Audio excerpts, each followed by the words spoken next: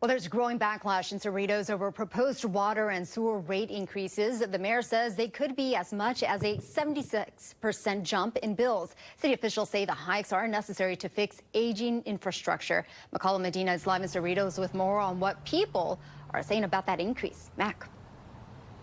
Annabelle, we're actually here at one of the water facilities that the city says needs to be repaired. The mayor says these facilities are sometimes 60 years old, and the rate adjustments, he says, will address some of the issues that they need to get done. But some neighbors, as you mentioned, say those adjustments are just too high, and now they're using Proposition 218 to fight back.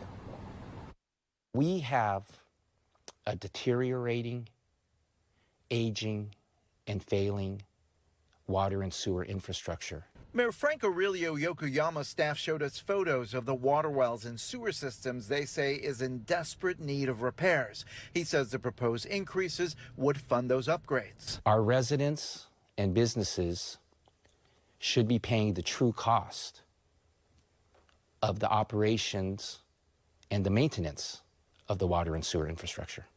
Some residents understand the need, but they say they worry about those who might be stretched too thin already. For our seniors and our elderly to have to choose, when the water bill goes up, they don't get a choice.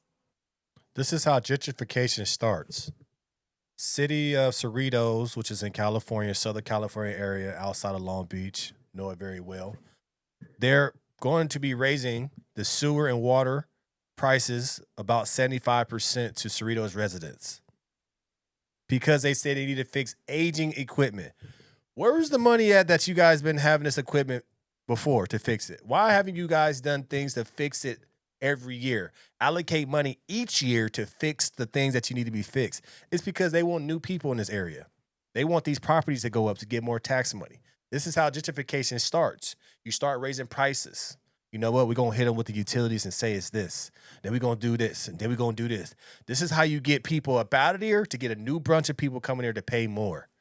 That's all this is. This is why I say when you vote for whoever you vote for as your mayor and the city council, whatever, make sure they know what a business is. Make sure they know how to run a business. Because if I'm a mayor of a city, even the mayors before, I would have allocated money each year to fix something in that water situation. Hey, we need to allocate maybe $1 million this year to fix everything. But now what you do is you punish the people that live there. You punishing them by saying, you know what, we're going to raise prices. But what? We have a high number of elderly people that live in Cerritos. We need to get them up out of there.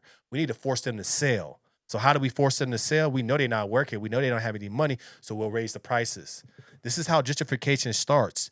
They use it multiple ways. You can use it with your property taxes, like what they're doing in Chicago, only raising the property taxes in certain areas, but keeping the other ones low. It's because the low ones is the good neighborhoods, is where the white folks is at, where the people that got money. But the ones that's raising them for a 75, 85, 95% tax rate hike are in the hood. We want to get those people out so we can get that property value up, and now we can get more money off the taxes, punishing who? You, the people. Or they can do what Cerritos is doing.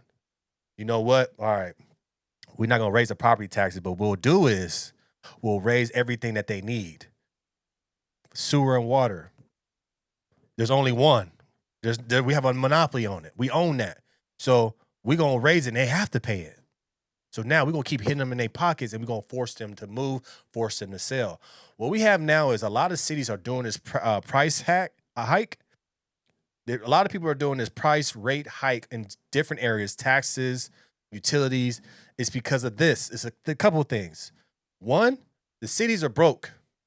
The cities have no money because why you hire people to be your mayor, to be on the council that does frivolous spending.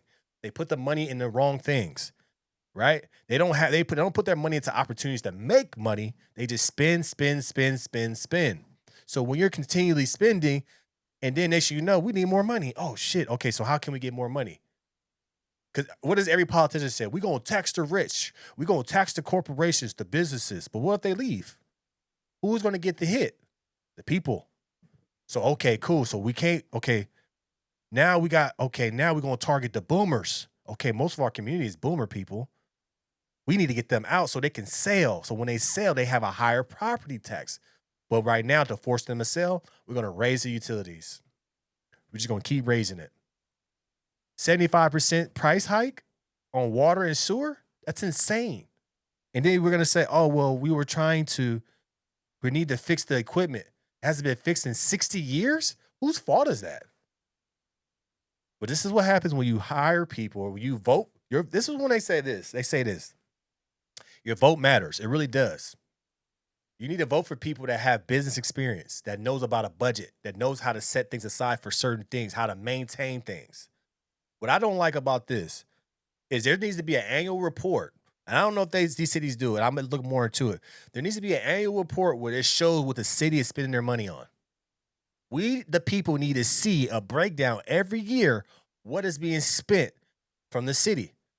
I guarantee a lot of it is frivolous spending. I guarantee a lot of it is bloated costs. I guarantee there's a lot of things that these people don't know how to negotiate and get pricing down. You have the wrong people running the city because they don't run it like a business. You need to have people in there that's going to run it like a business. Let me look at this whole thing. Okay, we can save costs here. We can save costs here. You know what? Let me get 2 or 3 bids on this. Let me get 2 or 3 bids on this. Let them fight for my business. We don't have people to do that. As you see, look at the mayor. I hate to say it. Looks like he's a total laydown. It looks like he's reading off of a script. He has no personality. We need to get more money to fix our water and sewer. He doesn't look like a guy that can run a business to me. But this is why when you are voting for people, you're voting for the guy that can tell you what you want to hear. And then he comes back and says 75% rate hike. Now people are upset. But this is how gentrification starts, is by raising pricing on things that you need. They have to pay, and then they have to choose between their other bills. Carla Gilhus is among a group of residents and neighbors going door to door to get neighbors' support against the hikes. We just want the city council to sit down and really manage the money. The city confirms with us that residents did have water and sewer rate hikes increase from 2014 to 2020. Carla now questions why the system's problems weren't addressed during that period. It's time for an accounting, and we are not going to subsidize and pay 100% more in 1 year. Let's come back with a reasonable plan. The mayor says rates will go up closer to 76%. He stresses that all the details, including projected costs and proposed rate schedules, are available at the city's website. Under California's Proposition 218, property owners have the right to protest proposed rate increases. If a majority submits written objections, the city would be legally required to block the hike. Carla says they've already gathered about 1,000 forms already. They need about 7,800 in total. At the heart of this is our water infrastructure. The city council wants to provide our residents and businesses with safe, clean, and reliable water. I never trust anybody that talks like this. Anybody that talks like this, I never trust them. Every man that's talked like this, tell me if you trust them. Who used to talk like this? Obama. Y'all trust Obama? Gavin Newsom. Kamala Harris. When they talk like this, that's an automatic, I will not vote for you. The mayor of Cerritos. I would never vote for somebody that talks to me and he's trying to get the words out. We need new water stuff for the people of Cerritos. If this thumb touches this finger and you talk to me like this, I will immediately exit. That shows that you don't have confidence. You can't stand there and stand on business. It shows that you're weak and you need something to fixate on to give you rhythm when you talk. If you ask my wife this, she knows that. She knows that people start talking to me like this, exit stage left.